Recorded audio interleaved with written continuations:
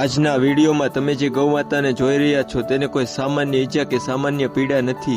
જી હા મિત્રો, જય ગિરનારી, જય ગૌમાતા। સારકુંડલા ગામના આથસણી રોડ પર આવેલ માલધારી ચોક વિસ્તારમાં એક ગૌમાતાને સિંહ જેવા વન્ય પ્રાણીએ હુમલો કરતા ગૌમાતાને ખૂબ જ ગંભીર ઈજા પહોંચેલ હતી। ઈજાના કારણે ગૌમાતા ખૂબ જ પીડાઈ રહ્યા હતા।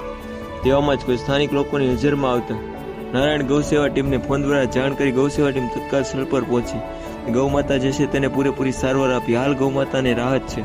જય ગિરનારી, જય ગૌમાતા।